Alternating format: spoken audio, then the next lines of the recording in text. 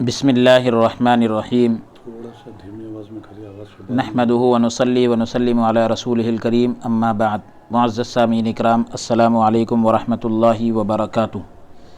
باب العلم انواریہ educational society و جامعہ انواریہ حیدرآباد انڈیا کے زیر اہتمام تفسیر مظہری کا سلسلہ وار درس جاری ہے۔ سورہ آل عمران کی آیت نمبر 171 سے 171 سے ہمارے درس کا آغاز ہے۔ اعوذ باللہ من الشیطان الرجیم، بسم اللہ الرحمن الرحیم۔ یستبشرون بنعمت من اللہ وفضل وان اللہ لا یضیع اجر المؤمنین۔ خوش ہو رہے ہیں اللہ کی نعمت اور اس کے فضل پر، اور یہ کہ اللہ تعالیٰ ضائع نہیں کرتا اجر ایمان والوں کا، یعنی اس بات پر بھی خوش ہو رہے ہیں کہ اللہ تعالیٰ ایمان والوں کا اجر ضائع نہیں کرتا۔ تاکید کے لیے فعل کو مکرر ذکر فرمایا، یعنی دوبارہ ذکر کیا۔ یستبشرون اس سے پہلے کی آیت میں بھی ہے، پھر یہاں بھی ذکر کیا۔ یا کہا جائے گا کہ پہلا فعل ضرر کو یعنی نقصان کو دور کرنے کی بشارت ہے، خوشخبری ہے، اور دوسرا فعل دوسری مرتبہ یستبشرون کا جو لفظ آیا جلب نفع کی بشارت ہے، یعنی فائدے کو لانے کی خوشخبری ہے کہ اس سے جو ہے ایک سے نقصان کو دور کرنا اور ایک دوسرے سے فائدے کو حاصل کرنا، الگ الگ معنی ہے دونوں کی۔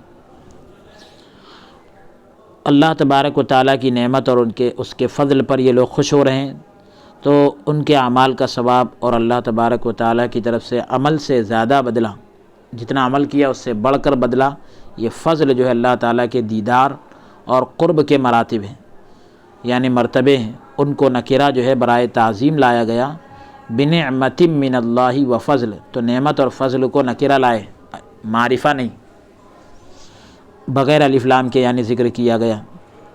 جمہور قراء نے انا پڑھا ہے وان اللہ، تو جمہور قراء نے انا پڑھا ہے سبھی نے، کیونکہ یہ فضل کا معطوف ہے، فضل کا اس پر عطف ہو رہا ہے، اور یہ ان چیزوں میں سے ہے جن کے ساتھ وہ خوش ہوتا ہے۔ حضرت ابو ہریرہ رضی اللہ تعالیٰ عنہ سے مروی ہے، روایت ہے، اللہ تبارک و تعالیٰ نے اس آدمی کا ذمہ لے لیا ہے جو گھر سے جہاد اور کلمہ حق کی تصدیق کے لیے نکلتا ہے، کہ اللہ تبارک و تعالیٰ اسے جنت میں داخل فرمائے گا یا اسے اس کے گھر کی طرف لوٹائے گا جس سے وہ نکلا تھا، جبکہ ساتھ ہی ساتھ اسے اجر اور غنیمت میسر ہو چکی ہوگی، مل چکی ہوگی، اور فرمایا قسم ہے مجھے اس ذات پاک کی جس کے قبضہ قدرت میں میری جان ہے، کوئی آدمی جہاد میں زخمی نہیں ہوگا مگر قیامت کے روز، یعنی قیامت کے دن وہ اس زخم کے ساتھ آئے گا جس سے خون نکل رہا ہوگا، رنگ تو خون کا ہوگا لیکن خوشبو کستوری کی ہوگی۔ یہ روایت معالم التنزیل جلد نمبر 1 صفحہ نمبر 584 کی ہے۔ اصل مسودے میں یعنی جو نسخہ ہے اس میں مرجع کی جگہ خالی ہے، تاہم حاشیے میں بغوی کا حوالہ ہے، لیکن حاشیے میں جو ہے بغوی کا حوالہ ہے۔ آپ سے ہی مروی ہے کہ رسول اللہ صلی اللہ علیہ وآلہ وسلم نے فرمایا کہ شہید جو ہے قتل کا درد یعنی تکلیف اتنی ہی محسوس کرتا ہے جتنی تم چیونٹی کے کاٹنے کا درد محسوس کرتے ہو۔ یہ روایت جو ہے جامع ترمذی جلد نمبر 1 صفحہ نمبر 200 پر ہے، اسے دارمی اور ترمذی نے روایت کیا ہے۔ امام ترمذی رحمۃ اللہ تعالیٰ علیہ نے کہا کہ یہ حدیث حسن غریب ہے۔ امام نسائی نے کہا سند صحیح کے ساتھ اسے نقل کیا ہے۔ طبرانی نے الاوسط میں حضرت ابو قتادہ سے سند صحیح کے ساتھ نقل کیا ہے۔ آیت اس امر پر یعنی اس بات پر دلالت کرتی ہے کہ مومنین کا اجر جو ہے ضائع نہیں کیا جاتا، خواہ یعنی چاہے وہ شہید ہوں یا نہ ہوں۔ یعنی کہ گویا جو ہے شہداء تمام مومنوں کی حالت سے خوش ہوتے ہیں، امام کسائی نے انا پڑھا ہے، انا، کیونکہ ان کے نزدیک یہ جملہ مستانفہ ہے، نئے سرے سے جملہ ہے، اور معترضہ ہے، یعنی جملہ معترضہ ہے، اور اس بات پر دلالت کرتا ہے، اس بات کو بتاتا ہے کہ یہ ان کے ایمان کی وجہ سے ان کا اجر ہے، اور جس کا ایمان نہ ہو اور اس کے اعمال ضائع یعنی بیکار چلے جاتے ہیں، ان کا کوئی اجر نہیں ہوتا۔ ایک قول یعنی ایک بات یہ بھی کہی گئی ہے کہ یہ آیت بدر کے شہیدوں کے بارے میں نازل ہوئی۔ یہ کل 14 افراد تھے، 14 لوگ تھے، 8 انصار اور 6 مہاجرین میں سے تھے۔ یہ قول ضعیف ہے کیونکہ قتلوا کی تشدید کے ساتھ قرات جو ہے اس کا انکار کر رہی ہے، کیونکہ تشدید کی قرات جو ہے کثرت پر دلالت کرتی ہے، یعنی زیادہ کو بتاتی ہے۔ ایک بات یہ بھی کہی گئی کہ یہ آیت جو ہے بئر معونہ کے شہداء یعنی شہیدوں کے بارے میں نازل ہوئی۔ اس کا سبب یہ تھا کہ جو محمد بن اسحاق اور عبداللہ بن ابی نے حضرت انس رضی اللہ تعالیٰ عنہ سے روایت کیا کہ عامر بن مالک بن جعفر ملاعب الاسنہ عامری حضور صلی اللہ علیہ وآلہ وسلم کی بارگاہ اقدس میں حاضر ہوا، 2 گھوڑے اور 2 اونٹ بطور ہدیے کے پیش کیے، تحفے کے طور پر پیش کیے۔ رسول اللہ صلی اللہ علیہ وآلہ وسلم نے تحفے کو قبول کرنے سے انکار کر دیا، فرمایا میں کسی مشرک کا ہدیہ قبول نہیں کرتا، اگر تم یہ چاہتے ہو کہ میں تیرا ہدیہ قبول کروں تو اسلام قبول کر لے۔ نہ اس نے اسلام قبول کیا اور نہ اس کا انکار کیا، یعنی نہ ہی اس نے اسلام لایا اور نہ اسلام قبول کرنے سے انکار کیا، اور عرض کی اے محمد صلی اللہ علیہ وآلہ وسلم، جس امر کی طرف یعنی جس چیز کی طرف آپ دعوت دیتے ہیں وہ اچھا اور خوبصورت ہے، اگر آپ کچھ لوگ اہل نجد کی طرف بھیجیں تو میں امید کرتا ہوں کہ وہ آپ کی دعوت کو قبول کریں گے۔ رسول اللہ صلی اللہ علیہ وآلہ وسلم نے فرمایا مجھے اہل نجد سے یعنی نجد والوں سے ان کے بارے میں خوف آتا ہے، ڈر ہوتا ہے۔ ابو برا نے کہا کہ میں انہیں اپنی ضمانت میں لیتا ہوں، تو رسول اللہ صلی اللہ علیہ وآلہ وسلم نے حضرت منذر بن عمر کو 70 صحابہ اکرام کے معیت میں یعنی ان کے ساتھ میں روانہ کیا، جو انصار میں سے بہترین لوگ تھے، جنہیں قراء کہا جاتا ہے، یعنی قرآن پاک کے حفظ کے ساتھ بہترین عالم تھے، یعنی قرآن پاک کے عالم تھے، یوں کہہ لیجئے کہ اچھی تفسیر کرنے والے تھے۔ انہی میں ایک حضرت ابوبکر صدیق رضی اللہ تعالیٰ عنہ کے غلام حضرت عامر بن فہیرہ بھی تھے۔ یہ 4 ہجری ماہ صفر میں روانہ ہوئے، یہاں تک کہ یہ لوگ بئر معونہ میں فروکش ہو گئے، یعنی وہاں پر چلے گئے، اور یہ بنو عامر اور بنو سلیم کے درمیان کھلی جگہ ہے۔ ان قراء صحابہ نے حضرت حرام بن ملحان رضی اللہ تعالیٰ عنہ کو رسول اللہ صلی اللہ علیہ وآلہ وسلم کا خط دے کر عامر بن طفیل کی طرف بھیجا۔ حرام بن ملحان نے کہا کہ میں اللہ کے رسول صلی اللہ علیہ وآلہ وسلم کا قاصد ہوں، یعنی بھیجا گیا ہوں۔ میں گواہی دیتا ہوں کہ اللہ وحدہ لا شریک کے سوا اللہ کے علاوہ کوئی مستحق عبادت نہیں، عبادت کے لائق نہیں، اور محمد صلی اللہ تعالیٰ علیہ وآلہ وسلم اللہ تعالیٰ کے رسول ہیں۔ پس تم بھی اللہ تعالیٰ اور اس کے رسول پر ایمان لے آؤ۔ گھر کی ایک جانب سے ایک آدمی آپ کی طرف آیا اور آپ کے پہلو میں نیزہ مارا، آپ کے پہلو میں نیزہ مارا جو آپ کے جسم کی دوسری طرف نکل گیا۔ حضرت حرام بن ملحان نے کہا اللہ اکبر، رب کعبہ کی قسم، کعبے کے رب کی قسم میں کامیاب ہو گیا۔ پھر عامر بن طفیل نے ان صحابہ کرام پر حملہ کرنے کے لیے بنی عامر کو کہا، انہوں نے اس کی آواز پر لبیک کہنے سے انکار کر دیا اور کہا کہ تم ابی برا کی پناہ کو نہ توڑو، تو اس نے بنی سلیم سے عصیہ ایک قبیلہ ہے، ریل اور ذکوان کو دعوت دی، انہوں نے اس کی دعوت کو قبول کر لیا۔ وہ سب نکلے، یہاں تک کہ صحابہ کو ہر طرف سے گھیر لیا، ان سے جنگ کی، یہاں تک کہ سب کو قتل کر دیا، صرف حضرت کعب بن زید کو چھوڑا جن میں زندگی کے کچھ آثار تھے۔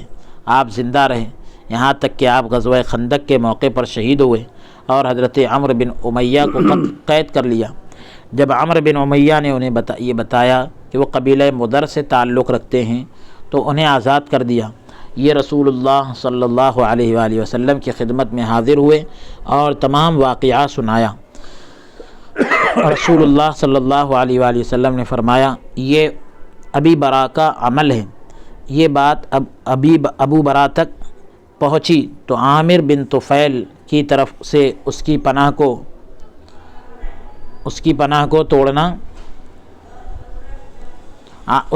کو توڑنا بڑا شاق گزرا، یعنی بڑا دشوار گزرا۔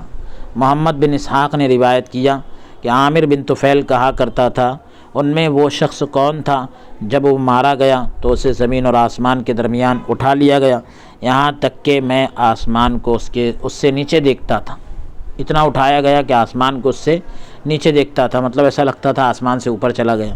لوگوں نے بتایا وہ عامر بن فہیرہ تھا۔ پھر اس واقعے کے بعد ربیعہ بن ابی برا نے عامر بن طفیل پر حملہ کر دیا۔ عامر جو ہے گھوڑے پر سوار تھا، ربیعہ نے اسے نیزہ مارا اور قتل کر دیا۔ صحیحین میں یہ روایت ہے کہ حضرت قتادہ رضی اللہ عنہ نے حضرت انس رضی اللہ تعالیٰ عنہ سے روایت کیا کہ رعل اور ذکوان اور عصیہ اور بنو لحیان یہ سب قبیلوں کے نام ہیں۔ تو یہ قبیلے جو ہے رسول اللہ صلی اللہ علیہ وآلہ وسلم کی خدمت میں حاضر ہوئے، یہ ظاہر کیا، یعنی یہ دکھایا کہ وہ مسلمان ہو گئے ہیں اور اپنے دشمنوں کے خلاف مدد چاہی۔ تو رسول اللہ صلی اللہ علیہ وآلہ وسلم نے 70 انصاری مدد کے طور پر بھیجے، جنہیں ہم اس زمانے میں قراء کہتے۔ یہ جو ہے دن کو لکڑیاں اکٹھی کرتے اور رات کو نماز پڑھتے رہتے، یہاں تک کہ وہ بیر معونہ پہنچے۔ تو ان قبائل نے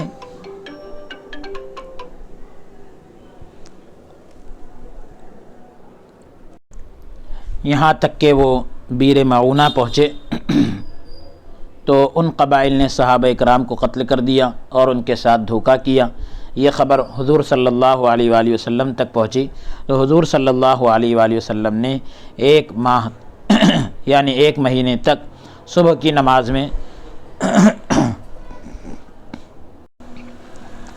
نماز میں ان قبائل یعنی ریل اور ذکوان اور عصیہ اور بنی لحیان کے بارے میں بددعا کرتے رہے۔ یہ روایت صحیح بخاری جلد نمبر 2 صفحہ نمبر 586 پر موجود ہے۔ امام احمد شیخین اور بیہقی نے حضرت انس رضی اللہ تعالیٰ عنہ سے، بیہقی نے حضرت ابن مسعود رضی اللہ تعالیٰ عنہ سے اور بخاری نے حضرت عروہ رضی اللہ تعالیٰ عنہ سے روایت نقل کی ہے کہ کچھ لوگ حضور صلی اللہ علیہ وآلہ وسلم کی بارگاہ اقدس میں حاضر ہوئے، عرض کی کہ ہمارے ساتھ کچھ آدمی بھیجیں جو قرآن و سنت کی تعلیم دیں۔ آپ نے انصار کے 70 آدمی بھیج دیے جنہیں قراء کہا جاتا۔ منزل پر پہنچنے سے پہلے ہی دشمن قبیلوں نے حملہ کر دیا، یہ صحابہ کرام کے اوپر حملہ کر دیا اور قتل کر دیا۔ ان شہداء نے عرض کی، یعنی وہ شہداء کہنے لگے کہ اے اللہ ہمارے نبی کو اس کی خبر پہنچا دینا۔ ایک اور روایت ہے کہ ہمارے بھائیوں تک یہ خبر پہنچا دینا، اے اللہ ہم نے تجھ سے ملاقات کی، ہم تجھ سے راضی ہیں اور تو ہم سے راضی ہے۔ اللہ تعالیٰ نے وحی کی کہ میں تمہیں ان کا پیغام پہنچانے والا ہوں، بے شک وہ اللہ تعالیٰ سے راضی تھے اور اللہ تعالیٰ ان سے راضی تھا۔ حضرت انس رضی اللہ تعالیٰ عنہ نے کہا کہ ہم یہ تلاوت کرتے رہے، بلغوا عنا قد لقینا ربنا فرضی عنا وارضانا، ہماری طرف سے یہ خبر پہنچا دو کہ ہم اپنے رب سے ملے، وہ ہم سے راضی ہے اور اس نے ہم کو راضی کیا ہے۔ پھر یہ منسوخ کر دی گئی، یعنی پہلے اس کی تلاوت کی جاتی تھی، پھر یہ منسوخ کر دی گئی۔ رسول اللہ صلی اللہ علیہ وآلہ وسلم 40 دن تک ریل، ذکوان، عصیہ اور بنی لحیان یہ قبیلوں کے لیے بددعا کرتے رہے جنہوں نے اللہ تبارک و تعالیٰ کی نافرمانی کی تھی۔ امام بغوی رحمۃ اللہ علیہ نے حضرت انس رضی اللہ عنہ کی روایت میں یہ کہا ہے کہ یہ آیت اٹھا لی گئی جب کہ ہم ایک زمانے تک اس کو پڑھتے رہے تھے تو اللہ تبارک و تعالیٰ نے اس آیت کو نازل فرمایا، وَلَا تَحْسَبَنَّ الَّذِينَ قُتِلُوا فِي سَبِيلِ اللَّهِ أَمْوَاتًا، یعنی جو لوگ راہ خدا میں شہید ہوئے ان کو مردہ تصور مت کرو۔ پوری آیت نازل ہوئی، میں کہتا ہوں اگرچہ اس آیت کے سبب نزول میں یعنی نازل ہونے کی وجہ میں اختلاف موجود ہے، لیکن لفظ کے عموم کی بنا پر یعنی لفظ کے عام ہونے کی بنا پر تمام شہداء اس آیت کے حکم میں داخل ہیں۔ مسئلہ، تمام علماء کا اس بات پر اجماع ہے، اتفاق ہے کہ شہید کو غسل نہیں دیا جائے گا، کیونکہ شہداء احد کو یعنی احد میں شہید ہونے والوں کو غسل نہیں دیا گیا تھا۔ رسول اللہ صلی اللہ علیہ وآلہ وسلم نے حکم دیا تھا کہ ان شہداء سے یعنی شہیدوں سے لوہے اور چمڑے کی چیزیں اتار لی جائیں اور انہیں ان کے خون اور کپڑوں کے ساتھ دفن کر دیا جائے۔ سنن ابن ماجہ کتاب الجنائز صفحہ نمبر 110 پر یہ روایت موجود ہے۔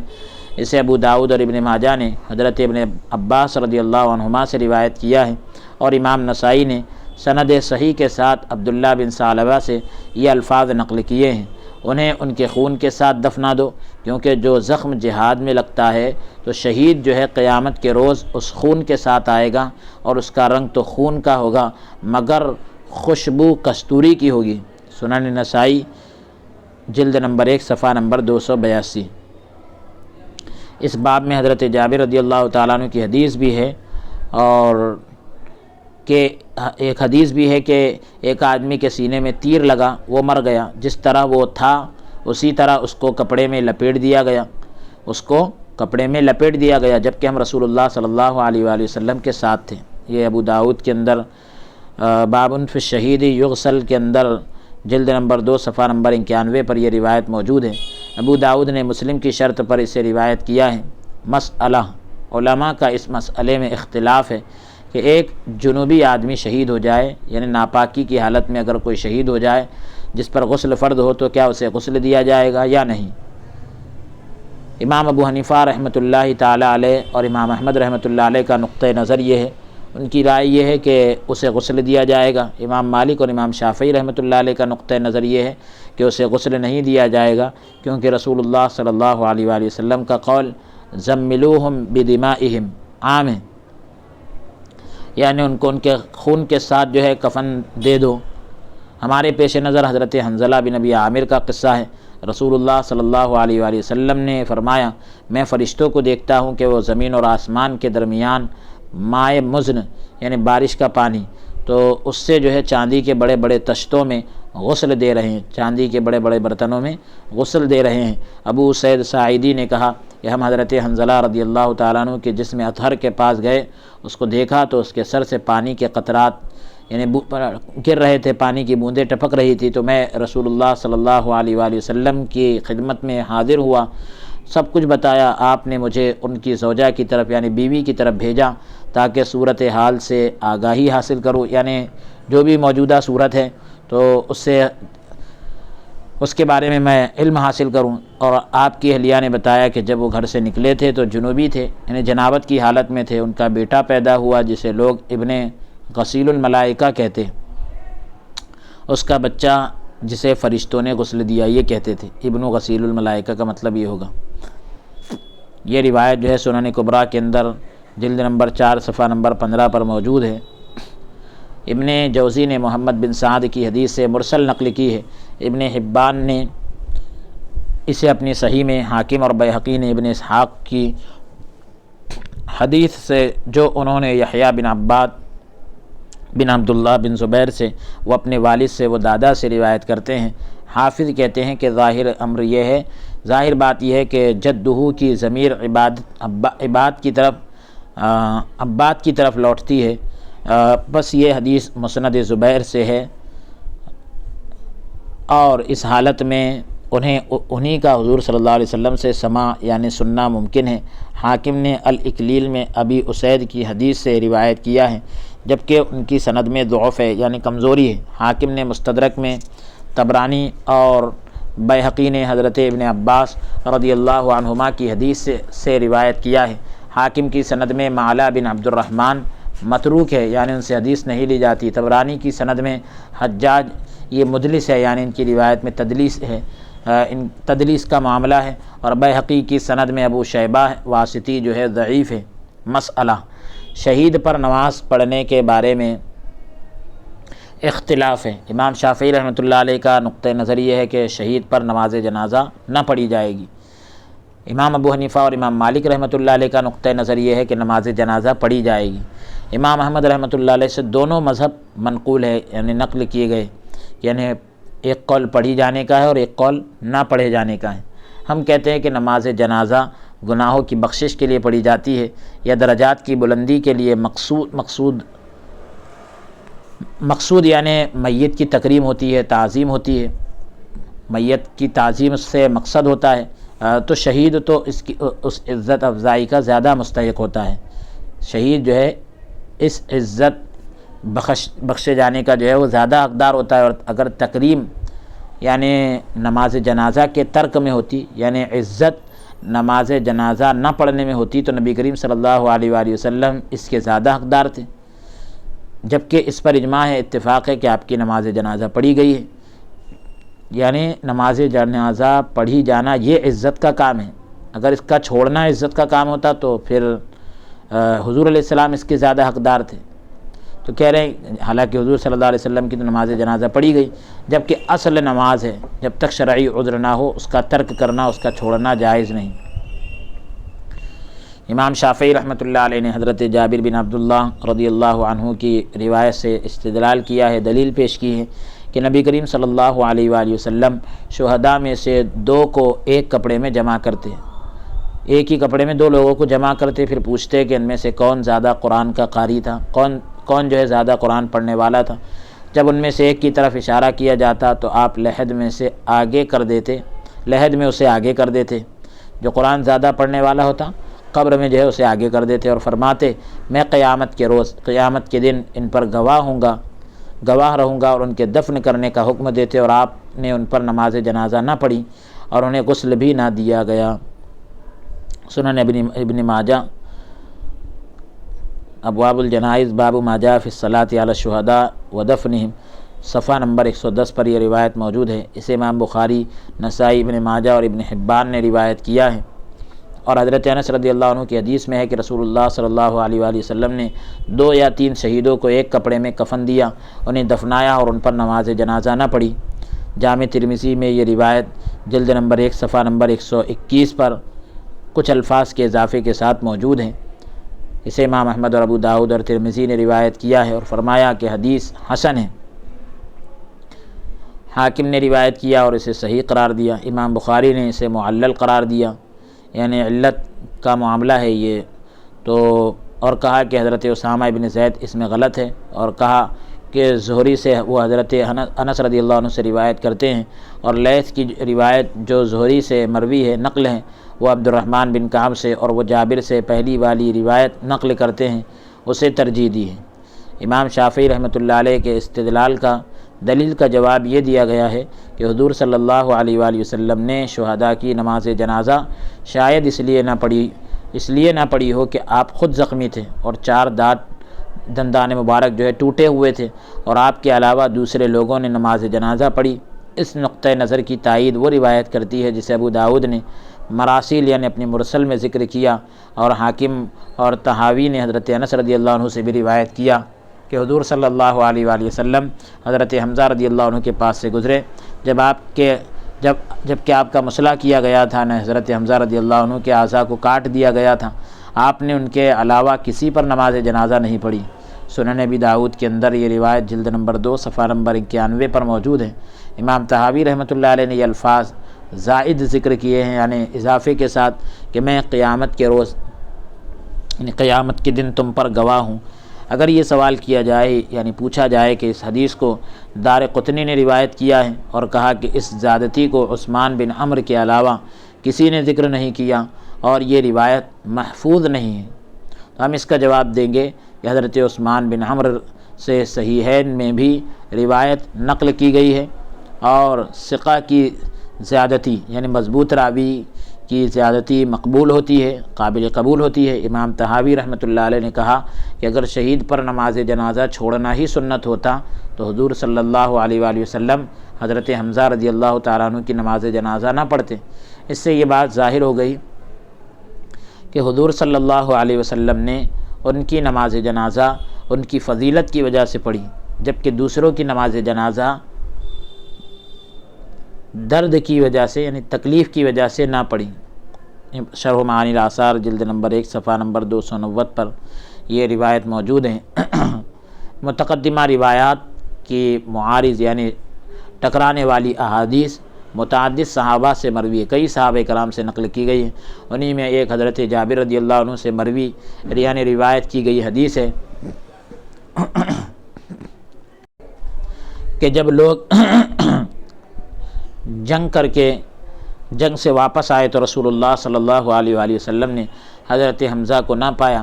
ایک آدمی نے عرض کیا کہ میں نے انہیں اس درخت کے پاس دیکھا ہے، ان کے مسلح کو دیکھا، جو یعنی ان کے اعضاء کو کاٹ دیا گیا، اس کو دیکھا۔ آپ کی چیخ نکل گئی اور آپ رونے لگے۔ ایک انصاری اٹھا اور ایک چادر آپ پر ڈال دی، پھر حضرت حمزہ کو لایا گیا، آپ نے ان کی نماز جنازہ پڑھی، پھر دوسرے شہداء لائے جاتے رہے، انہیں حضرت حمزہ رضی اللہ عنہ کے پہلو میں رکھا جاتا، آپ ان کی نماز جنازہ پڑھتے، پھر انہیں اٹھا لیا جاتا اور حضرت حمزہ رضی اللہ تعالیٰ عنہ کے جسد اطہر کو وہاں ہی رہنے دیا گیا، یہاں تک کہ تمام شہداء پر نماز جنازہ پڑھ لی گئی۔ پھر حضور صلی اللہ علیہ وآلہ وسلم نے فرمایا، حمزہ قیامت کے روز یعنی قیامت کے دن اللہ تعالیٰ کی بارگاہ میں سید الشہداء ہیں، تمام شہیدوں کے سردار ہیں۔ مستدرک حاکم کتاب الجہاد جلد نمبر 2 صفحہ نمبر 130۔ اسے حاکم نے روایت کیا ہے اور کہا کہ اس کی سند صحیح ہے، شیخین نے اس کی تخریج نہیں کی، تاہم اس کی سند میں مفضل بن صدقہ ابو حماد حنفی ہے۔ ایک قول یہ کیا گیا، ایک بات یہ بھی کہی گئی ہے کہ یہ متروک ہے، یعنی ان سے حدیث نہیں لی جاتی، اسے نسائی اور یحییٰ نے ضعیف قرار دیا ہے، لیکن حوازی نے کہا کہ عطا بن مسلم اس کی توثیق کرتا ہے، یعنی اس کو ثقہ قرار دیتے ہیں، مضبوط کہتے ہیں۔ احمد بن محمد بن شعیب اس کی تعریف کرتا ہے۔ ابن عدی نے کہا کہ میں نے اس میں کوئی حرج نہیں دیکھا، بس یہ حدیث حسن کے درجے سے ساقط نہیں ہے، یعنی اس سے کم نہیں ہے، حسن کے درجے سے نہیں گرتی۔ اسی سے حضرت ابن عباس رضی اللہ عنہما کی حدیث ہے کہ رسول اللہ صلی اللہ علیہ وآلہ وسلم نے حضرت حمزہ رضی اللہ عنہ کے بارے میں حکم دیا، انہیں ایک چادر میں کفن دیا گیا، پھر آپ نے ان کی نماز جنازہ پڑھی اور اس پر 7 تکبیریں کہیں، پھر دوسرے شہید لائے جاتے رہے، انہیں حضرت حمزہ رضی اللہ عنہ کے ساتھ رکھا جاتا، آپ ان پر نماز جنازہ پڑھتے اور ساتھ ہی حضرت حمزہ رضی اللہ عنہ پر، یہاں تک کہ آپ نے ان پر 72 یعنی 72 نمازیں پڑھیں، 72 نمازیں پڑھی۔ یہ روایت جو ہے سیرت ابن ہشام جلد نمبر 3 صفحہ نمبر 48 پر موجود ہیں۔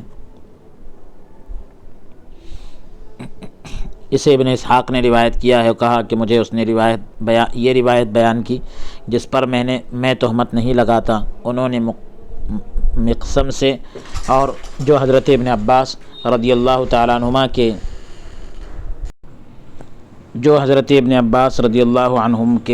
کے غلام ہیں، اور انہوں نے حضرت ابن عباس رضی اللہ عنہ سے روایت کی، اور مسلم کے مقدمے میں ہے کہ شعبہ جو ہے حسن بن عمارہ سے، اور وہ حکم سے، وہ مقسم سے، اور وہ حضرت ابن عباس رضی اللہ عنہما سے روایت کرتے ہیں کہ نبی کریم صلی اللہ علیہ وآلہ وسلم نے شہدائے احد پر یعنی احد کے شہیدوں پر نماز پڑھی۔ میں نے حکم سے پوچھا تو انہوں نے جواب دیا کہ آپ نے نماز جنازہ نہیں پڑھی۔ سہیل نے کہا کہ حسن بن عمارہ ضعیف ہے۔ حافظ نے کہا کہ اس حدیث کو حاکم اور ابن ماجہ اور طبرانی اور بیہقی نے یزید بن زیادہ کے واسطے سے، اور انہوں نے مقسم سے، انہوں نے حضرت ابن عباس رضی اللہ عنہما سے اسی کے مثل یعنی اسی طرح روایت کیا ہے۔ حافظ نے کہا کہ یزید میں تھوڑا ضعف ہے۔ ابن جوزی نے کہا کہ ابن مبارک نے کہا کہ اسے رہنے دو۔ امام بخاری رحمۃ اللہ علیہ نے کہا کہ یہ منکر الحدیث ہے، یعنی حدیث کے بارے میں منکر ہیں۔ نسائی نے کہا کہ متروک ہے، یعنی ان سے حدیث نہیں لی جاتی۔ اس کے مثل یعنی اسی طرح جو ہے حضرت ابن مسعود رضی اللہ تعالیٰ عنہ کی حدیث ہے کہ نبی کریم صلی اللہ علیہ وآلہ وسلم نے حضرت حمزہ رضی اللہ تعالیٰ عنہ پر 70 نمازیں پڑھیں، اور اسے امام احمد نے روایت کیا ہے، مسند احمد جلد نمبر 1 صفحہ نمبر 463۔ یہ حدیث ضعیف ہے۔ ابن حمام نے کہا کہ درجہ حسن سے نہیں گری۔ اس ضمن میں یعنی اس بارے میں ابو مالک غفاری کی حدیث ہے جسے ابو داؤد نے مراسیل میں یعنی اپنے مرسل روایتوں میں نقل کیا ہے کہ نبی کریم صلی اللہ علیہ وآلہ وسلم نے 10 کی نماز جنازہ پڑھی، اور ہر 10 میں حضرت حمزہ شامل تھے، یہاں تک کہ نبی کریم صلی اللہ علیہ وآلہ وسلم نے آپ کی 70 نمازیں پڑھی۔ حافظ نے کہا کہ اس کے راوی ثقہ ہیں، مضبوط ہے، ابو مالک تابعی ہیں، اس کا نام غزوان ہے۔ ایک اعتراض یہ ہوتا ہے کہ امام شافعی رحمۃ اللہ تعالیٰ علیہ نے اس حدیث کو معلل قرار دیا، یعنی اس میں علل، یہ ابواب العلل ترمذی کے اندر پورا ایک باب ہے، تو بہرحال معلل قرار دیا کیونکہ اس کے مضمون میں باہم ٹکراؤ ہے، آپس میں ٹکراؤ ہے، کیونکہ شہداء کی یعنی شہیدوں کی کل تعداد 70 تھی۔ جب آپ نے 10 کی نماز جنازہ اکٹھی پڑھی تو حضرت حمزہ رضی اللہ تعالیٰ عنہ پر 7 نمازیں ہوئی، جبکہ ابھی روایت میں کیا بتلایا گیا، اوپر 70 نمازیں ہوئی، اور یہ بھی بتلایا گیا 10 کی نماز جنازہ ایک ساتھ پڑھے تو لوگ 70 تھے، اور ہر نماز جنازہ میں حضرت حمزہ رضی اللہ تعالیٰ عنہ شامل تھے اور لوگ 70 تھے، تو 10 کی نماز ایک ساتھ پڑھے تو حضرت حمزہ رضی اللہ عنہ پر 70 نہیں بلکہ 7 نمازیں ہونا چاہیے، جبکہ روایت میں بتایا گیا کہ 70 نمازیں حضرت حمزہ رضی اللہ عنہ پر پڑھی۔ تو اس کا جواب یہ دیا گیا کہ حضور صلی اللہ علیہ وآلہ وسلم نے 70 افراد پر نماز جنازہ پڑھی، حضرت حمزہ رضی اللہ تعالیٰ عنہ سب میں شامل تھے۔ ان تمام احادیث کو جمع کیا جائے، اکٹھا کیا جائے تو یہ بات ثابت ہوتی ہے کہ شہدائے احد پر نماز جنازہ پڑھی گئی۔ وہ روایات جن میں یہ ذکر تھا کہ ان پر نماز جنازہ نہیں پڑھی گئی، اور وہ روایات جن میں یہ تذکرہ ہے کہ ان پر نماز جنازہ پڑھی گئی، اور حضور صلی اللہ علیہ وآلہ وسلم نے خود نماز نہیں پڑھی مگر پہلی مرتبہ حضرت حمزہ رضی اللہ عنہ پر پڑھی، پھر آپ نے تمام لوگوں کو دوسرے شہداء پر نماز جنازہ پڑھنے کا حکم دیا، اور حضرت حمزہ رضی اللہ تعالیٰ عنہ پر نماز جنازہ دوسرے تمام شہیدوں کے ساتھ پڑھی جاتی رہی، تمام شہیدوں کے ساتھ پڑھی جاتی رہی۔ جس نے شہداء کی نماز جنازہ پڑھنے کی نسبت حضور صلی اللہ علیہ وآلہ وسلم کی طرف کی، اس نے مجاز مراد لیا ہے، حقیقت مراد نہیں ہے، حقیقت کا الٹا مراد ہے، کیونکہ حضور صلی اللہ علیہ وآلہ وسلم نے نماز پڑھنے کا حکم دیا تھا، اور جس نے نماز پڑھنے کی نفی کی یعنی انکار کیا، اس نے اسے حقیقت پر محمول کیا ہے، حقیقت کی طرف لے کر گیا ہے۔ جس نے تفصیل بیان کی اور کہا کہ آپ نے حضرت حمزہ رضی اللہ عنہ کی نماز جنازہ پڑھائی، کسی اور کی نہیں، تو اس نے امر واقعہ کا ذکر کیا، یعنی جو واقعہ ہوا اس کا تذکرہ اس نے کیا ہے۔ اس باب میں وہ مرسل روایت بھی ہے جسے امام نسائی اور امام طحاوی نے شداد بن حاد سے نقل کیا ہے کہ ایک اعرابی جو ہے حضور صلی اللہ علیہ وآلہ وسلم کی خدمت میں حاضر ہوا، آپ پر ایمان لایا اور آپ کے ساتھ چل دیا، عرض کی یعنی کہنے لگا کہ میں آپ کے ساتھ رہوں گا۔ حضور صلی اللہ علیہ وآلہ وسلم نے کسی صحابی کو اس بارے میں وصیت کی۔ جب غزوہ ہوا تو رسول اللہ صلی اللہ علیہ وآلہ وسلم کو غنیمت حاصل ہوئی، یعنی مال غنیمت ملا، حضور صلی اللہ علیہ وآلہ وسلم نے اسے تقسیم کیا، بانٹ دیا، تو اس کے لیے بھی حصہ رکھا۔ اس روایت میں یہ بھی ہے کہ اعرابی نے کہا کہ میں اس وجہ سے آپ کے ساتھ نہیں آیا تھا، بلکہ میں تو اس لیے آیا تھا کہ مجھے یہاں تیر لگے، اور اپنے حلق کی طرف اشارہ کیا، یعنی حلق میں تیر لگے، یعنی بس اس کے نتیجے میں مر جاؤں اور جنت میں داخل ہو جاؤں، یعنی میں اس کے لیے آیا تھا۔ اس حدیث میں یہ بھی ہے کہ اسے حضور صلی اللہ علیہ وآلہ وسلم کی بارگاہ اقدس میں لایا گیا، جبکہ اسے وہاں ہی تیر لگا تھا جس کی طرف اس نے اشارہ کیا تھا۔ نبی کریم صلی اللہ علیہ وآلہ وسلم نے فرمایا، کیا یہ وہی ہے؟ صحابہ نے عرض کیا، جی ہاں۔ آپ نے فرمایا، اس نے اللہ تعالیٰ کے لیے سچ بولا تو اللہ تبارک و تعالیٰ نے اسے سچا کر دکھایا۔ نبی کریم صلی اللہ علیہ وآلہ وسلم نے اسے اپنے جبے میں کفن دیا، کفن کے لیے اپنا جبہ مبارک دیا۔ جی ہاں، آپ نے فرمایا نبی کریم صلی اللہ علیہ وآلہ وسلم نے اسے اپنے جبے میں کفن دیا، پھر اسے آگے رکھا اور اس پر نماز جنازہ پڑھی۔ اس پر نماز پڑھنے کے دوران جو چیز نمایاں ہوئی، جو چیز سامنے آئی، وہ آپ کی یہ دعا تھی، اے اللہ، یہ تیرا بندہ تھا جو تیری راہ میں گھر سے نکلا، شہید کی موت مرا، میں اس پر گواہ ہوں۔ یہ روایت مرسل ہے اور ہمارے نزدیک مرسل روایت حجت ہے۔ فصل، ایک باب یہاں الگ سے قائم کر رہے ہیں قاضی ثناء اللہ پانی پتی رحمۃ اللہ علیہ کہ امام بخاری رحمۃ اللہ علیہ اور دوسرے محدثین نے حضرت عقبہ ابن عامر رضی اللہ تعالیٰ عنہ سے روایت کیا ہے کہ حضور صلی اللہ علیہ وآلہ وسلم نے شہدائے احد کی نماز، یعنی احد میں شہید ہونے والوں کی نماز جو ہے 8 سال بعد اپنے وصال سے قبل، اپنے دنیا سے پردہ کرنے سے پہلے پڑھی۔ 8 سال بعد، شہید ہونے کے 8 سال بعد، شہدائے احد کی نماز 8 سال بعد اپنے وصال سے پہلے پڑھی۔ یہ روایت شرح معانی الاثار باب الصلاۃ علی الشہداء کتاب الجنائز جلد نمبر 1 صفحہ نمبر 290 پر موجود ہیں۔ امام بہقی نے اسے دعا پر محمول کیا ہے، یعنی نماز پڑھی کا مطلب یہ کہ دعا کیا، یہ تعبیر کوئی حیثیت نہیں رکھتی، یہ مطلب بیان کرنے کی کوئی حیثیت نہیں، کیونکہ 8 سال بعد دعا جو ہے صرف ایک دفعہ نہیں ہوتی، ایک مرتبہ نہیں ہوتی، بلکہ یہ نماز جنازہ تھی۔ بعض الفاظ میں یہ آیا ہے کہ آپ جو ہے نکلے، یعنی مدینہ طیبہ سے نکلے اور آپ نے شہدائے احد پر نماز جنازہ پڑھی۔ یہ روایت بھی شرح معانی الآثار جلد نمبر 1 میں ہے، صفحہ نمبر 290 پر۔ اسے امام طحاوی اور دوسرے محدثین نے نقل کیا ہے۔ اگر یہ اعتراض کیا جائے کہ احناف تو دفنانے کے 3 دن بعد قبر پر نماز جنازہ پڑھنا جائز نہیں کہتے، احناف دفنانے کے 3 دن بعد قبر پر نماز جنازہ پڑھنے کو جائز نہیں کہتے، تو میں اس کا جواب یہ دیتا ہوں کیونکہ میت جو ہے 3 دنوں میں پھٹ جاتی ہے۔ قاضی ثناء اللہ پانی پتی رحمۃ اللہ علیہ فرماتے ہیں میت جو ہے 3 دنوں میں پھٹ جاتی ہے۔ اب رہا شہید، یعنی رہی شہید کی بات، تو یہ بات ثابت ہے کہ زمین اس کے جسم کو نہیں کھاتی، وہ ہمیشہ اسی طرح رہتا ہے جس طرح اسے دفن کیا گیا تھا، تو اس پر نماز جنازہ پڑھنے میں کوئی حرج نہیں، یہ حضور صلی اللہ علیہ وآلہ وسلم سے ثابت ہے۔ فریابی، نسائی اور طبرانی نے سند صحیح کے ساتھ حضرت ابن عباس رضی اللہ عنہما سے روایت کیا ہے کہ جب مشرک احد سے واپس آئے تو کہنے لگے کہ نہ تو تم نے محمد صلی اللہ علیہ وآلہ وسلم کو قتل کیا اور نہ ہی نوجوان عورتوں کو لوٹ کر ساتھ لائے، نہ ہی تم نے حضور کو قتل کیا، نہ نوجوان عورتوں کو ساتھ لے کر آئے، تم نے کتنا ہی برا کیا، پس لوٹ چلو۔ رسول اللہ صلی اللہ علیہ وآلہ وسلم نے یہ بات سنی، مشرکین کی یہ بات جب سنی تو صحابہ کو بلایا، سب لوگ حاضر ہو گئے۔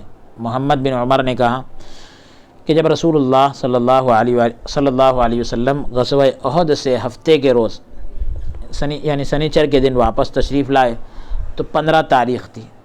دشمنوں کے حملے کے ڈر سے اوس اور خزرج کے سرداروں نے حضور صلی اللہ علیہ وآلہ وسلم کے دروازے پر رات گزاری۔ جب 16ویں کی صبح طلوع ہوئی، 15 تاریخ کے بعد یعنی جب 16ویں کی صبح طلوع ہوئی، 16 تاریخ کا جب دن نکلا تو حضرت بلال رضی اللہ تعالیٰ عنہ نے اذان دی، حضرت بلال رضی اللہ تعالیٰ عنہ نے اذان دی تو رسول اللہ صلی اللہ علیہ وآلہ وسلم باہر تشریف لائے۔ رسول اللہ صلی اللہ علیہ وآلہ وسلم کے باہر تشریف لانے کا انتظار کرنے لگے۔ حضرت بلال رضی اللہ عنہ نے اذان دی تو رسول اللہ صلی اللہ علیہ وآلہ وسلم کے باہر تشریف لانے کا انتظار کرنے لگے۔ جب آپ باہر تشریف لائے تو مزنی قبیلہ مزنی، تو اس قبیلے کے ایک شخص نے اطلاع دی، یہ خبر دی کہ ابو سفیان نے روحا کے مقام پر یہ کہا، ابو سفیان نے روحا کے مقام پر یہ کہا کہ واپس لوٹ چلو تاکہ جو باقی بچے ہیں ان کا خاتمہ کر دیں، جو باقی بچے ہیں ان کا خاتمہ کر دے۔ صفوان بن امیہ نے اس رائے سے انکار کر دیا اور کہا کہ میری قوم ایسا نہ کرو، بے شک وہ شکست خوردہ ہیں، یعنی ایک دم کمزور ہیں، مجھے خوف ہے کہ خزرج کے جو لوگ اس جنگ میں شریک نہ ہوئے تھے وہ سب جمع ہو جائیں گے، اکٹھے ہو جائیں گے، اس لیے مکہ مکرمہ لوٹ چلو، آج فتح یعنی کامیابی تمہاری ہے، مجھے کوئی اطمینان نہیں، اگر تم واپس جاؤ گے تو فتح تمہاری ہی رہے گی، کامیابی تمہاری ہی رہے گی۔ رسول اللہ صلی اللہ علیہ وآلہ وسلم نے فرمایا صفوان نے ان کی صحیح رہنمائی کی جبکہ وہ خود ہدایت یافتہ نہیں، اس ذات کی قسم جس کے قبضہ قدرت میں میری جان ہے، ان کے لیے پتھر نامزد کر دیے گئے تھے، پتھر ان کے نامزد کر دیے گئے تھے، اگر پلٹتے تو نیست نابود ہو جاتے، یعنی ہلاک ہو جاتے۔ رسول اللہ صلی اللہ علیہ وآلہ وسلم نے حضرت ابوبکر صدیق اور فاروق اعظم رضی اللہ تعالیٰ عنہ کو بلایا، ان کے سامنے سب چیزوں کا ذکر فرمایا۔ دونوں نے عرض کی، یعنی دونوں کہنے لگے یا رسول اللہ صلی اللہ علیہ وآلہ وسلم دشمن کا پیچھا کیجیے، کہیں وہ ہمارے بال بچوں پر سر نہ اٹھائے، یعنی ہمارے بال بچوں کو نقصان نہ پہنچائے، بیوی بچوں کو۔ تو آپ نے حضرت بلال رضی اللہ عنہ کو حکم دیا کہ رسول اللہ صلی اللہ علیہ وآلہ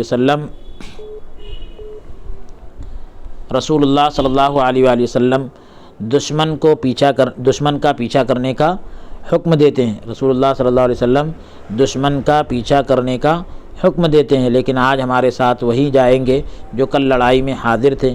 حضرت اسید بن حضیر نے کہا کہ مجھے 9 زخم لگے تھے، ارادہ کر رہے تھے کہ علاج کریں، جب ندا یعنی آواز کو سنا تو کہا اللہ اور اس کے رسول کا حکم سنا اور اس کی اطاعت کی اور زخموں کی دوا کی طرف توجہ تک نہ کی۔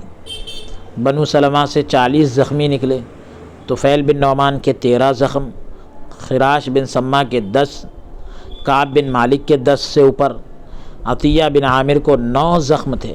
مسلمان اپنے اسلحہ یعنی ہتھیار پر جھپٹنے اور اپنے زخموں کی دوائی کی کوئی پرواہ نہیں کی۔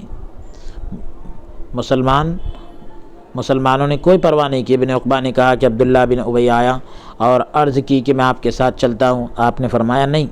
ابن اسحاق اور محمد بن عمر نے کہا کہ حضرت جابر بن عبداللہ رضی اللہ تعالیٰ عنہ حاضر خدمت ہوئے اور عرض کی کہ یا رسول اللہ صلی اللہ علیہ وآلہ وسلم، آپ کے منادی نے یہ اعلان کیا ہے، یعنی آواز لگانے والے نے یہ آواز لگائی ہے کہ آج وہی ہمارے ساتھ نکلے جو کل جنگ میں شریک تھا۔ میں تو کل بھی جانے کا حریص تھا یعنی خواہش مند تھا، لیکن میرے والد نے مجھے 7 بہنوں پر نگہبان بنا کر پیچھے چھوڑ دیا ہے۔ 7 بہنوں کی حفاظت میرے ذمے ہے۔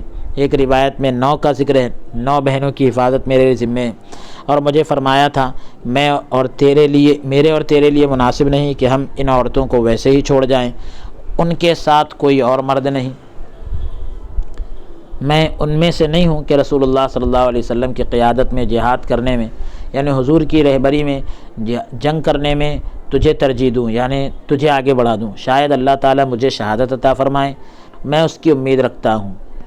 اس وجہ سے میں ان عورتوں کی حفاظت کے لیے یہاں رہ گیا تھا۔ انہیں حضرت جابر رضی اللہ عنہ رک گئے تھے اور انہوں نے مجھ پر شہادت کو ترجیح دی، یعنی شہادت کو اہمیت دی، فوقیت دی۔ یا رسول اللہ صلی اللہ علیہ وآلہ وسلم، اب مجھے اجازت دیجیے کہ میں آپ کے ساتھ چلوں۔ رسول اللہ صلی اللہ علیہ وسلم نے حضرت جابر رضی اللہ عنہ کو اجازت مرحمت فرما دی۔ حضرت جابر رضی اللہ عنہ نے کہا کہ میرے سوا کوئی آدمی بھی آپ کے سفر میں نہیں نکلا تھا جو کل جہاد میں شریک نہیں تھا۔ ان لوگوں نے ساتھ جانے کی اجازت طلب کی جو کل شریک نہ ہوئے تھے، تو رسول اللہ صلی اللہ علیہ وسلم نے انکار کر دیا، یعنی جو کل شریک ہوئے تھے انہی کو اجازت دی، جو شریک نہ ہوئے تھے ان کو منع کر دیا۔ ابن اسحاق اور اس کے ہمنوا علماء نے، ان کے ساتھ والے علماء نے کہا کہ رسول اللہ صلی اللہ علیہ وآلہ وسلم نے کہا، رسول اللہ صلی اللہ علیہ وآلہ وسلم دشمن کو ڈرانے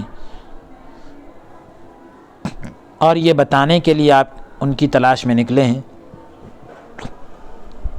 اس مہم پر روانہ ہوئے، اس مقصد پر روانہ ہوئے تو مشرکین مکہ نے گمان کیا، یہ سمجھا کہ آپ کے پاس بڑی طاقت ہے اور جو مصیبت انہیں پہنچی ہے اس نے انہیں کمزور نہیں کیا۔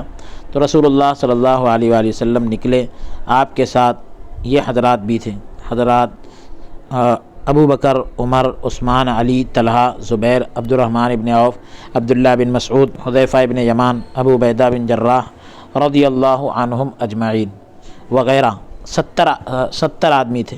یہاں تک کہ یہ لشکر جو ہے حمراء الاسد تک جا پہنچا۔ ایک مقام کا نام ہے حمراء الاسد، وہاں تک پہنچا جو مدینہ طیبہ سے 8 میل کے فاصلے پر ہے، 8 میل کی دوری پر ہے۔ جب تم ذوالحلیفہ کا ارادہ کرو تو یہ راستے سے بائیں جانب مقام ہے، راستے سے الٹی طرف یہ مقام ہے۔ حضرت سعد بن عبادہ رضی اللہ تعالیٰ عنہ نے سواری کے لیے 30 اونٹ پیش کیے، سواری کے لیے 30 اونٹ پیش کیے اور کچھ ذبح کرنے کے لیے جانور حاضر کیے جو پیر اور منگل کو ذبح کیے گئے۔ رسول اللہ صلی اللہ علیہ وآلہ وسلم نے دن کے وقت انہیں لکڑیاں اکٹھی کرنے کا حکم فرمایا، جب شام ہوئی تو انہیں جلانے کا حکم دیا۔ ہر ایک آدمی نے کئی آگ جلائی مجموعی طور پر، یعنی اگر دیکھا جائے ان کی تعداد تو مجموعی طور پر 500 آگیں انہوں نے روشن کی، یعنی 500 آگ لگائی تھی۔ معبد خزائی جو اس وقت مشرک تھا، تو جب کہ ابو عمرو اور ابن جوزی نے یقین سے یہ کہا ہے کہ وہ مسلمان تھا، حضور صلی اللہ علیہ وآلہ وسلم سے ملا۔ خزاعہ قبیلے کے مسلمان اور کافر حضور صلی اللہ علیہ وآلہ وسلم سے تہامہ میں میل ملاقات رکھتے تھے، تہامہ ایک علاقے کا نام ہے، تو وہاں پر میل جول رکھتے تھے، آتے تھے مکہ مکرمہ کے پاس، یعنی ملاقات کرنے آتے رہتے تھے۔ ان کا حضور صلی اللہ علیہ وآلہ وسلم کے ساتھ معاہدہ تھا، وعدہ تھا، جو کچھ معاملہ ہوتا وہ حضور صلی اللہ علیہ وآلہ وسلم سے نہ چھپاتے۔ عرض کی اے محمد صلی اللہ علیہ وآلہ وسلم، آپ کو اور آپ کے ساتھیوں کو جو تکلیف آئی ہے ہمارے اوپر بڑی شاق گزری، بڑی دشوار گزری۔ ہم پسند کرتے تھے کہ اللہ تعالیٰ تمہیں اس سے محفوظ رکھتا، بچائے رکھتا۔ پھر وہ رسول اللہ صلی اللہ علیہ وآلہ وسلم کے پاس سے چلا اور روحا کے مقام پر ابو سفیان کو ملا، جبکہ لشکر کفار نے، یعنی کافروں کے لشکر نے لوٹنے کا ارادہ کر لیا تھا، اور کہا کہ ہم نے جلیل القدر ساتھیوں اور سرداروں کو ہلاک کر دیا، اب باقی ماندہ پر یعنی بچے کچے پر دوبارہ حملہ کریں گے اور ان سے ہمیشہ کے لیے فارغ ہو جائیں گے۔ جب ابو سفیان نے معبد کو دیکھا تو پوچھا کہ کیا حال چھوڑ آئے ہو؟ معبد نے کہا کہ حضرت محمد صلی اللہ علیہ وآلہ وسلم تمہاری تلاش میں ایسی جمعیت کے ساتھ نکلے ہیں، ایسی جماعت کے ساتھ نکلے ہیں کہ اس جیسا لشکر میں نے پہلے نہیں دیکھا۔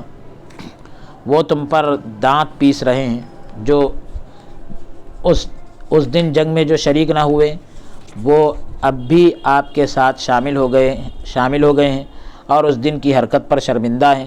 انہیں تم پر اتنا غصہ ہے کہ میں نے ایسا غصہ پہلے نہیں دیکھا۔ ابو سفیان نے کہا کہ تو ہلاک ہو، تو کیا کہہ رہا ہے؟ ہلاک ہو جائے تو کیا کہہ رہا ہے؟ معبد نے کہا کہ قسم بخدا تم کوچ بھی نہ کرو گے، یعنی یہاں سے نکلو گے بھی نہیں کہ تم گھوڑوں کی پیشانیاں دیکھ لو گے۔ ابو سفیان نے کہا قسم بخدا ہم نے ان پر دوبارہ حملہ کرنے کا پختہ ارادہ کر لیا تھا تاکہ ان کے باقی ماندہ یعنی بچے کچے افراد کو ختم کر دیں۔ معبد نے کہا قسم بخدا میں تجھے اس کام سے منع کرتا ہوں، یعنی روکتا ہوں۔ معالم التنزیل جلد نمبر 1 صفحہ نمبر 585 اور 86 پر یہ روایت موجود ہے۔ معبد کی گفتگو نے صفوان کے مشورے کے ساتھ مل کر ابو سفیان اور اس کے ساتھیوں کو واپس کر دیا۔ وہ تلاش کے خوف سے جلدی مکہ مکرمہ لوٹ گئے۔ اسی اثناء میں یعنی اسی دوران عبد القیس کا ایک قافلہ ابو سفیان کے پاس سے گزرا۔ ابو سفیان نے پوچھا کہ کہاں کا ارادہ ہے؟ وفد کے لوگوں نے کہا کہ ہم مدینے کا ارادہ کرتے ہیں تاکہ کھانا لے آئیں۔ ابو سفیان نے کہا کہ کیا تم میری طرف سے محمد صلی اللہ علیہ وآلہ وسلم کو ایک پیغام دو گے؟ میں اگلے سال عکاظ میں تمہارے یہ اونٹ زبیب سے لا دوں گا، تمہارے یہ اونٹ اگلے سال لا دوں گا۔ عکاظ ایک بازار کا نام ہے، وہاں پر لا دوں گا۔ جب تم مجھے وہاں وعدہ پورا کر کے ملو گے تو میں تمہیں وہ لا کر دے دوں گا۔ انہوں نے کہا کہ ہم پیغام دیں گے۔ ابو سفیان نے کہا کہ جب تم آپ کے پاس پہنچو تو بتانا کہ ہم نے ان کے لیے اور ان کے صحابہ کے لیے لشکر جمع کر لیے ہیں تاکہ ان کا خاتمہ کر دیں۔ ابو سفیان مکہ چلا گیا اور قافلہ جو ہے رسول اللہ صلی اللہ علیہ وآلہ وسلم کے پاس سے گزرا، جبکہ آپ حمراء الاسد کے مقام پر جلوہ افروز تھے۔ حمراء الاسد ایک مقام کا نام ہے، وہاں پر آپ جلوہ افروز تھے۔ ابو سفیان نے جو کچھ کہا تھا سب کچھ بتا دیا تو رسول اللہ صلی اللہ علیہ وآلہ وسلم نے فرمایا اللہ تبارک و تعالی ہمیں کافی ہے اور وہ بہترین کارساز ہے۔ حسبنا اللہ و نعم الوکیل، اللہ تعالی ہمیں کافی ہے اور وہ بہترین کارساز ہے، یعنی کام بنانے والا ہے۔ حضور صلی اللہ علیہ وآلہ وسلم حمراء الاسد یہ مقام کا نام ہے، وہاں پر جو ہے حمراء الاسد میں پیر منگل اور بدھ کے روز ٹھہرے رہے، پیر منگل اور چہارشنبے کے دن ٹھہرے رہے، بدھ کے دن رکے رہے۔ تو اللہ تبارک و تعالی نے اس آیت کو نازل فرمایا جو آگے آ رہی ہے، الذین استجابوا للہ والرسول من بعد ما اصابهم القرح، جس کو انشاءاللہ تعالی ہم اگلی نشست میں پیش کریں گے۔ آج کے سلسلہ درس کو ہم یہیں پر موقوف کرتے ہیں۔ آیت نمبر 171 اس نشست میں ہم نے ایک ہی آیت تلاوت کی کیونکہ اس کی تفسیر بڑی طویل تھی، تو آیت نمبر 171 پر ہی ہمارے درس کا اختتام کر دیتے ہیں، ایک آیت پر ہی اکتفا کرتے ہیں۔ اللہ عز و جل کی بارگاہ میں درخواست اور دعا کرتے ہیں کہ رب تبارک و تعالی ہمیں قول سے زیادہ عمل کی توفیق عطا فرمائے۔ دوران درس کوئی لغزش کوتاہی ہو تو مولا سے معاف عطا فرمائے۔ استغفر اللہ ربی من کل ذنب واتوب الیہ وصلی اللہ تعالی وسلم علی خیر خلقہ سیدنا و نبینا محمد وعلی آلہ واصحابہ اجمعین برحمتک یا ارحم الراحمین والحمد للہ رب العالمین۔